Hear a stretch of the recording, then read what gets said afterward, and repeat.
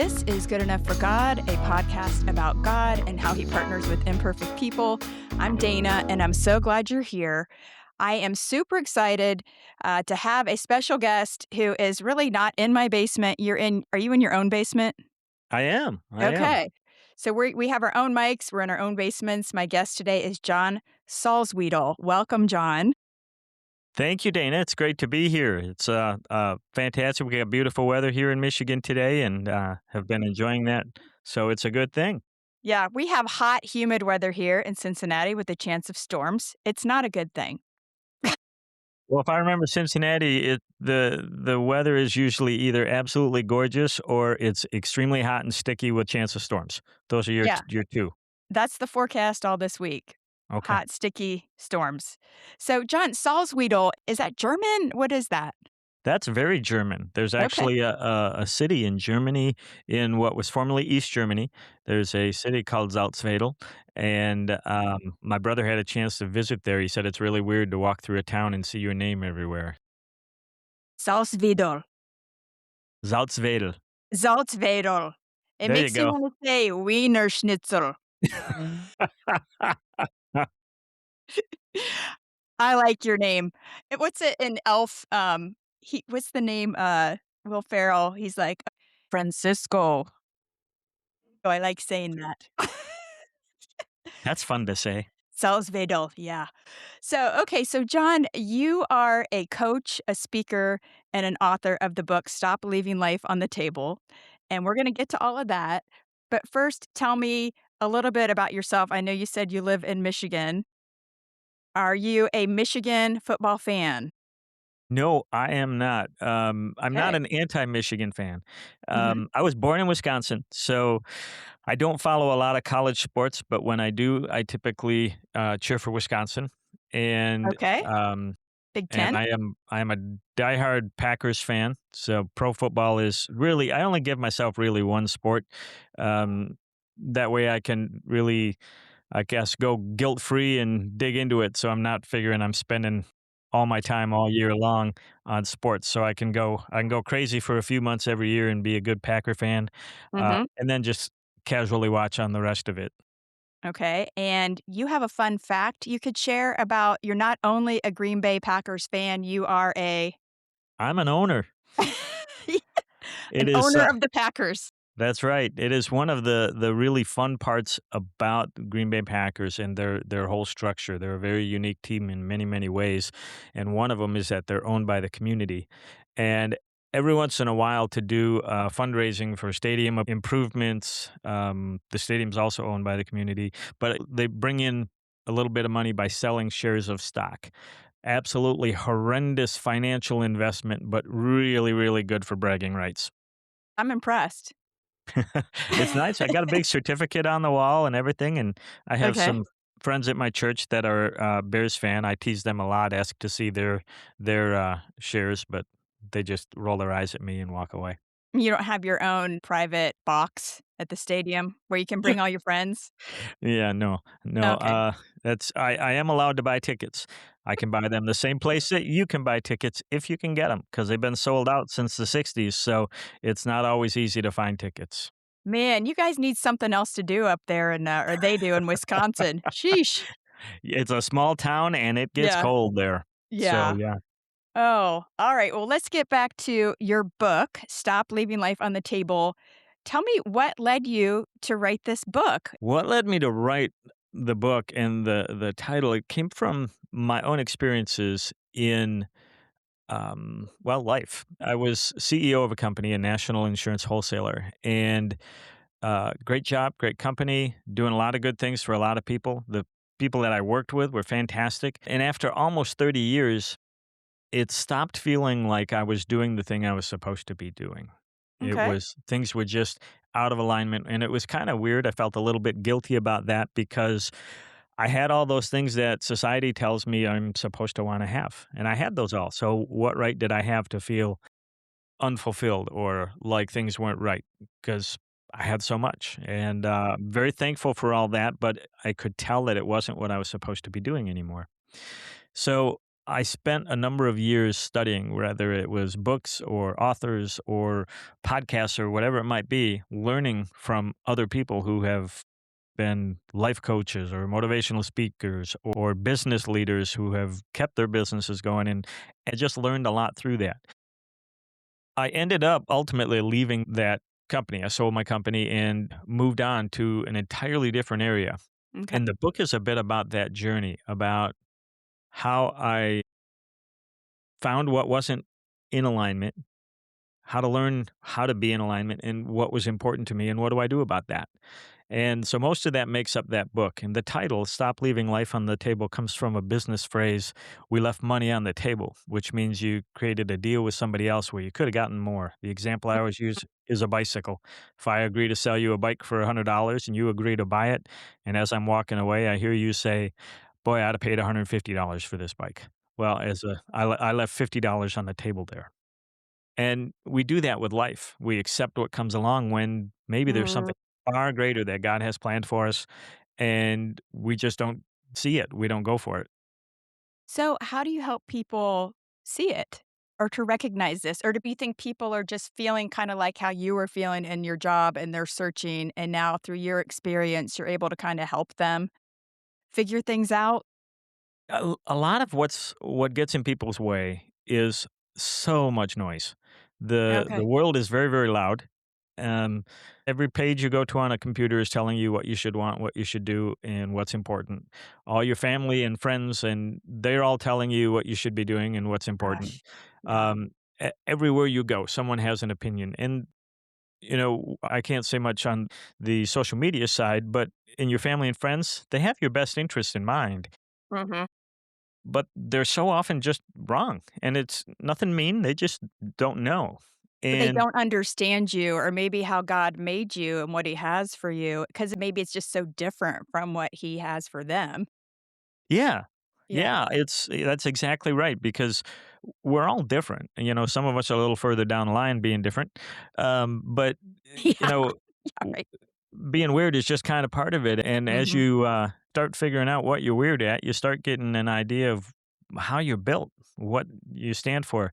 So a lot of it is just teaching people how to be quiet, to listen to themselves, to pray and listen to God, Yeah. and then to really spend the time to figure out what is truly important to you, who is important to you, and Yeah. how are you going to build your life around that. Yeah, that's interesting you're saying that because that has just recently been brought to my attention in my family because I can get really wrapped up in even just like doing this podcast or and then I let other things that probably are that definitely are more important fall by the wayside sometimes, like my family or, buying groceries or cleaning the nasty bathroom or just spending time with my family, like, being a unit. Yeah. Yeah, Yeah. absolutely.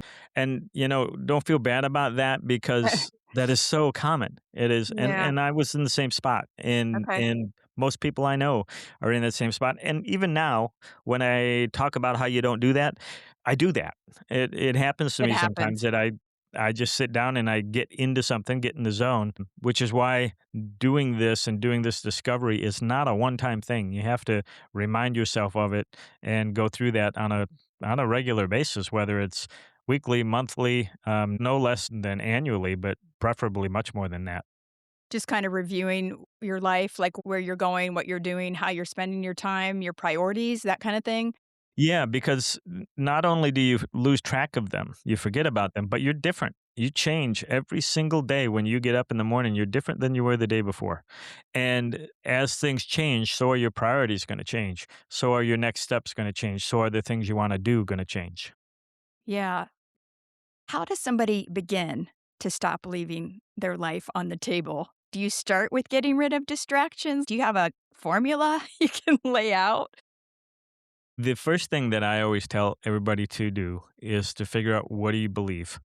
What Okay. really do you believe? And the way you do that, there are lots of ways. The way I recommend, if someone doesn't have their own personal way that works best for them, is you turn off your computer, You take your earbuds out of your ears. I mean, I guess if you want just music, that's okay, but that's still gonna pull in some other things from outside. Turn off the computer, turn off the TV, go somewhere away from friends, family, and just sit with a pad of paper and a pen, and say a prayer for guidance, for strength and discernment, and then really start thinking, what do I really believe? And then just write it down. Just write and write and write. And don't evaluate it too much. Just do the brainstorming process where you just keep throwing things down and write down everything that maybe you think you believe in and just put it all down. And then once you've done that, then you go back and start evaluating. Okay, I said I believe this. Do I really? Why do I believe this? And really nail it down so the stuff that you truly believe, you really do, and you can back it up and say why you do. Can you give me an example of what this looked like for you? For me, when I went through the thing that it all came back to was, my Christian beliefs, and Mm, that is the very, very base. Jesus Christ and him crucified, that's my only way to salvation, and the most positive life that I'm going to be having is following his commands, following the commands in the Bible. So, when I went through that, there's all kinds of other stuff that was on there, but I began to realize that I always felt off if I had something in my life that clashed in some way with that? Yeah. with something in there because that's the very base and everything builds from there. So to put it real simple, number 1 priority, Christian faith. Number 2 priority, my wife. Mm, yeah. So and then below that is everything else. So I can do the stuff below that if it doesn't conflict with or harm my wife. And I can do stuff, anything that is going to help my wife as long as it doesn't go against my Christian beliefs. And you build that way. Do I screw that up? You bet I do. It's just life. But when it does, I know that I've done it. And I can see that and I can feel it and realize what I've done and that gives me an idea of how I need to change, what I need to address. And it also allows me to say, "Yep, I see that. I didn't do it right. I'll do better next time." Forgive myself, don't dwell on it Yeah. and move on. Yeah. So, going back to when you were at your job and you started to feel kind of unsettled, do you think that a lot of people feel that way? I mean, do you think there's a lot of people who are in these amazing jobs that really maybe kinda have those handcuffs on, the money, the status, All the the trappings of success. there you go, you summed it up. Yes. Yeah. Yes. There are people out there that they just have it dialed in. I was made to do this. I'm doing this. I love doing this. And everything's dialed in and it's great and wonderful. I think most of us, we end up somewhere. We just happen to end up in a spot. Some of that's from opportunities, some of it's from laziness, some of it's from bad choices. It all happens. And I've done all those. None of this is a judgment thing because I've made as many mistakes as anybody else. But we take a job because we need to take a job. And that's one of the hard things because especially when you first get out of school, you get your degree in whatever it is, and that's what you want to do. And Mhm. there's no jobs in that, but you really want to do that. And there is so much out there that says, well, you just wait until you can find a job in that field. That may or may not be right. Look at your priorities. What is your priority? For me in that situation, the priority was taking care of my family. So Okay. I had a number of jobs before I got to where I am now that were not what I wanted to do, Okay. Yeah. but the priority of taking care of my family was higher than call it self-actualization or doing that perfect thing that I wanted to do. And until the opportunity came up where I could do what I really wanted to do and still take care of those priorities which were higher. So that's why you look at that base and you build your priority list so you can do that. Yeah. But we Okay. we often just drift into that because, well, I had to take this job and 35 years later, I still got this income and we got a lifestyle that we got to support and you can be stuck and then you got to look at, okay, is the lifestyle more important or is the Mm, self-actualization more important? Am I at a point now where I don't need to make that much money? I can okay. make nothing and I'm okay for the rest of my life if I don't make any money and I can go after this thing that I'm really supposed to be doing. So sometimes you can get lucky and get into that right away. And sometimes partway through your career, sometimes at a late date, I switched into this spot where I'm doing what I absolutely love. And I'm 59 years old. Am I 59? Always forget. Yes, I am. Um, and I've been doing this for a little over a year. So it took Okay. me until this much time to get a point in my life where I could say, okay, the responsibilities that I have allow me to make this change and to do this. So you're a coach, right? Like, how would you like a lifestyle coach, or like, how do you define that? I Football actually, coach? I'm not a football coach though. No. Yeah. That would be rough. Mhm. They use words I don't understand. I kind of came up with my own phrase, and I'll tell you why. I came up with the term life crafter. And I came up with that because, unfortunately, it's too easy to become a life coach. Um, Mm, I've gotten certified through a number of different places and gone through the schooling, did a lot of studying. But to become a life coach, all you got to do is say, I'm a life coach. That's all the training that you need. And there are so many coaches out there. There's amazing ones out there, but there are others who have no training. They don't know how to be a life coach, but it's easy to get into, so they've just done it. mhm. And so the term life coach has gotten to sound a little cheap, a little easy. Sure. Um, and I say that I don't want to offend those people that call themselves life coaches and are really, really good, because life coaching is an amazing process that really helps people. It's not really the term that I don't like, it's how the term is misused. So, as a life crafter, is your Christian faith a big part of that, or do you work with just anybody regardless of their faith? I will work with anyone. It's very difficult for me to work with someone who is anti-Christian, Okay. who is argumentative in Christian thinking, Oh, because okay. they're out there, and that's difficult for me to do because Christianity is such a serious point in my life. Now, when having conversations that's in a coaching realm. When people just want to talk about it, I'll do that to a certain extent.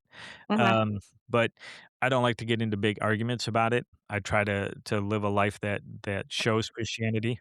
About your beliefs, you mean, as a Yeah, I Christian? don't Is that want what to. you yeah. I don't want to fight about it. I'm happy to have a discussion about it, but I'm not going to fight about it. But it does show up in my coaching. I make it very clear at the beginning, and I did the same in the book. I said right in the opening chapters, I'm a Christian. You're going to see my viewpoints here because that's what I know. That's who I am. But the techniques, the processes, they'll work even if you're not a Christian. Okay. So, and I have worked with some people that are not Christian, and it's fine. It's fine. It's not a problem, depending what they're trying to work on.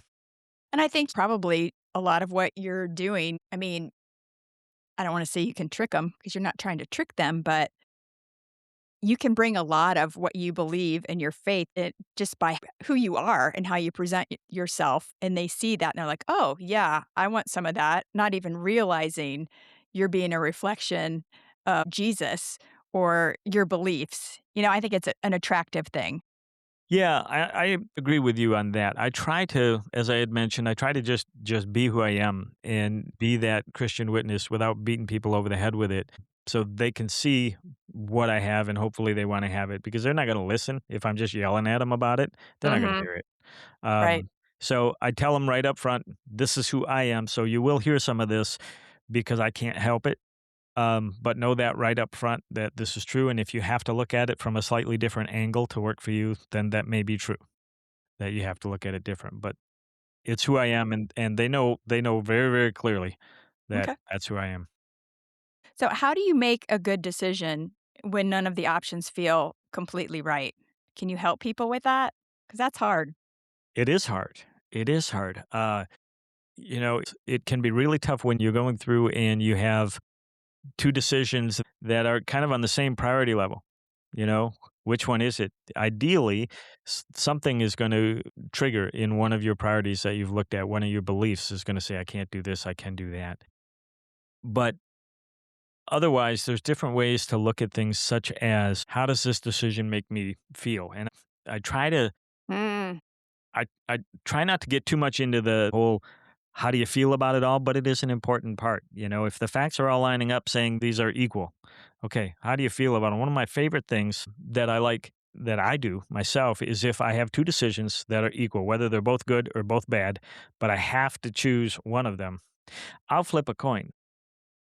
And I don't necessarily take what the coin says. So if I say heads, I'm going to do A, tails, I'm going to do B. I flip the coin. If it comes up tails and I have that moment of, dang, then I know, okay, this was the right one. So sometimes we have to trick ourselves into Hmm. digging Yeah. out what really is important to us. That's one of my favorites.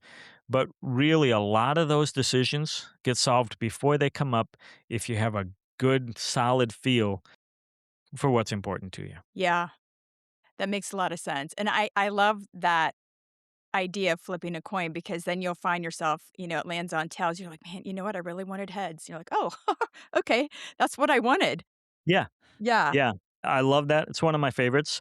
Another thing that gets into people's way when they're trying to make decisions is money. I found that taking the money out of the picture can make a difference. So you got two decisions. One will cost you money, one will make you money. Hmm. What if they both were the same? If neither one cost you money, neither one made money, which one would you Oh. want to do then? And that's going to get you more in tune with which of the decisions is probably better for you.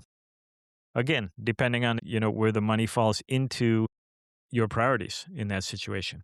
Well, yeah. I mean, I'm not a real money motivated person. I would be fine, like, oh, it's okay. I don't mind. I'll spend the money. But I do have a husband who's like, no, no, we're not doing that. So I guess that would come into the priorities Yes, where his wishes fall. that's the thing that sometimes people forget is wherever your husband is on your Hmm. priorities, what's important to him Yeah. also is in that spot. It's also important to you because it is important to him. Yeah. Yeah. That's something I think I need to work on for sure. At least I've been told. Um, I think you say this in your book. Why do you say responsibility is actually a form of freedom rather than pressure? Responsibility is freedom because then you act on those things that truly are important to you. If you take the responsibility for those items, for finding out what is important to you, what does matter to you, and you take the responsibility of identifying that and say, I am going to do what I can to reach those things because those are important and it's up to me. The world is not going to hand me everything on a silver platter. I'm going to have to work for it. And it's up to me. I got to do it. So you take that responsibility for it. It gives you the freedom to say no to stuff that doesn't. So it frees you up when somebody, here's a real easy example. So Okay. you're on a diet and you want to lose some weight, and it is up to you to do that by eating the right foods. And yes, there's a lot more to it. Mhm. It's a lot easier to say no to the Snickers bar in the checkout lane when you've already decided that I am not eating any chocolate for this week for whatever reason. So you've Okay. taken that responsibility. You've made that decision so you can easily, or at least more easily, say no to those things that will violate that. Oh, so can you give me an example of that in your life? Besides the chocolate bar one, that one actually that one actually works for me. Um, Well, beyond chocolate. Yeah, right now there's 2 things that I overdo. One, I collect hobbies. Ask my wife, I have way too many hobbies. And Oh, the okay. other is I have a tendency to overcommit at church. And Okay. by getting my priorities in place, there are a number of things that have come up at church. Can you do this? And it's yes, I can, but no, I'm not going to because I need to be focused on this because this is my priority over here doing this. Mm. I'm chairman of my congregation at this time, and we have VBS coming up in a few weeks. I am Mhm. doing nothing to help with VBS, nothing at Okay. all. Mhm. And I have absolutely no guilt of saying no to all of that That's because good. I'm spending a whole mess of time in other areas. So by doing that, it's easier to say no and stay responsible and stay in line with those things that you are called. My gifts are far better used in the admin side in the church than it is with Vacation Bible School. Yeah, so how do you help somebody learn to say no? I mean, there's a lot of people pleasers out there, and, I've struggled with saying yes to things all the time that I'm like, "Why did I say yes to this? I'm so busy now. I'm miserable. My family's mad at me." It's been a big deal in my life, something I've had to learn to say Yeah. no and not feel bad about it or worry that people, aren't gonna like me anymore if I say no. Uh-huh. Mhm. Yeah, it is tough. It's been next to impossible, and I have to say next to. Okay. Through God's grace, I have begun to learn it. Mhm. My wife had a similar problem, and Mhm. one trick that was used was just a piece of paper in a cupboard. This was back when there were phones on the wall. So a piece of paper in a cupboard next to the phone, and all that was on it was, "I'm sorry, I can't help you with that at this time." And when the question would come up, she would just she would read that, or I could just read that. And you don't have to go into it any more than that. That's the Yeah. thing. We all think we need to explain why we're not gonna help with this wonderful thing. Yes. Let your yes be yes and your no be no. Yeah, but it is hard because you don't want people to think, "Well, I think what you're doing is stupid, so I'm not gonna help." You don't want them to think that. Yeah, you don't So, have to put it that way. "No, it's really dumb. I'm not gonna do it." "You're doing what? You want me to help with that?" Yeah, so it's just a matter of giving yourself permission to do that. And another trick that works well is if you specifically schedule time with your family. So Yeah. if it's your family that's getting neglected or whatever you think is getting neglected, put it on your calendar. Schedule an appointment to do that because then you can honestly say, "I can't help with that. I already have an appointment at that time." Yeah, and then you build around those things that are the most important, kinda like you put your is the big rock put the big rock in first, and then the little rocks can come in, Yep, that that's type of actually thing. in my book. Is it? I put that analogy in there that I got from the great Stephen Covey. Um, Okay. and I don't know if he was the first one to ever do that, but the whole idea of putting the big rocks, small rocks, sand, and water, and what order you put them in is going to make the difference of how much you can get done. And you got to make sure the important things of your life, which are the big rocks, they go in Mhm. first, or there will never be room. Man, this is good. Well, I'm gonna have to read your book. I think definitely gonna be reading your book. Is there anything else in the book that you wanna share? I know you also have a blog. Tell me more. Sure. There's two other things that I think you would like that are in the book, and others might. The myth of work-life balance. Okay. That is one of my chapters. There is no work-life balance. It doesn't exist, and the reason I say that is because work is part of life. Do you say, "I have a sleep-life balance. I'm trying to get sleep-life balance. I'm trying to get diet-life balance." Hmm. Nobody says No. that because you don't. You just have life. I'm just trying to find balance. And if you put work at this other level, it makes it too important. Your family's as important as your work. So you got work, family, um, you time, that all has to be balanced. And it Yeah. changes. There are times if you're starting a new business, you're going to spend more time at work. That's Yeah. just the way it is. And you have to have that conversation with your family. Hey, I'm starting this new business. I'm Mhm. not going to be home as much as I am now for a while until I can get it rolling. Or you're going to say to your church, I can't be on any committees for the next 2 years. I am booked. Don't even ask. I'll be back Okay. in when I can. Sure. And you build that balance based on the needs of your life at that time. But it's a balance of everything, not just work and life, because work is life, is part of life. That's a really good way to look at that. It's not just life, it's life and it's balance within that. Because if you say work-life balance and you're putting work equal to the importance of your life. Yeah. Okay. Yep. Okay. And the other thing I put just, I kind of wrap up the whole book with it that I like to make sure everybody knows whoever you are, you matter. You are unique. You are important. Whatever you're going through is important. And don't feel despondent that you're not important or that what you're doing doesn't matter. You're unique.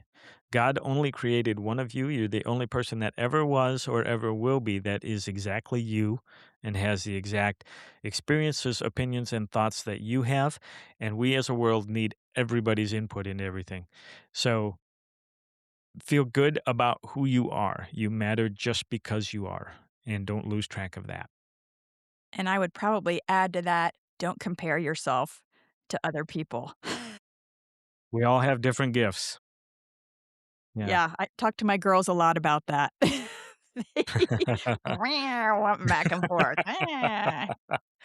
Yeah. Yeah, and you had mentioned my blog. I do have a blog that I send out. I send an email every Thursday. It's a positive email. It just something to think about. It may be a life tip. It may be just a way to smile at yourself. I don't talk about politics in there because that's not what I do, and so Right. I'd be out of line to be talking about that. And everything I put in there definitely fits within the Christian framework, Mhm. but I don't talk about Christianity much in there. You will see it from time to time, but in general, it's positive life stuff. It's free. I don't give the email addresses to anyone. It just sits in its own little list of people, and that goes out every Thursday, and anybody can sign up for that on my website. Okay. Um, it is thecoach.vip. You're a very important person, coach. That's right, because everybody is a very important person. That's right. Okay, so John, tell me again the title of your book and where we can find it. It's called Stop Leaving Life on the Table. It is available in paperback, hardcover, ebook, and audiobook, and you can find it on Amazon. Your local bookstore can order it. Yeah. Okay. Well, thank you so much for being on today. I love everything that you shared. Super encouraging.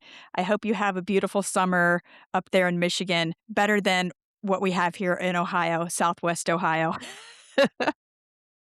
Thanks, Dana. I love Southwest Ohio. I've spent a lot of time in the Cincinnati area, Oh, you and have? Okay. yeah, I worked with a company that was based in Amelia, one of our larger companies that we worked with, and Okay. so I was down there pretty often and got some great friends down there, and it's just a wonderful place. Well, thank you. And Michigan is not bad either. I like it here. Okay. Okay. All right. Thank you, John. Thanks, Dana. Well, that's all that I have for today. If you enjoyed this episode with John Salzwedel, please share it with a friend. Text it, email it right now, right from your phone, and subscribe or follow the podcast on the platform where you're listening, even on YouTube. I appreciate any reviews you want to leave and follows on social media as well, Facebook and Instagram. Just search Good Enough for God. So until next time, I'm Dana, and remember that God is good and you are good enough for God.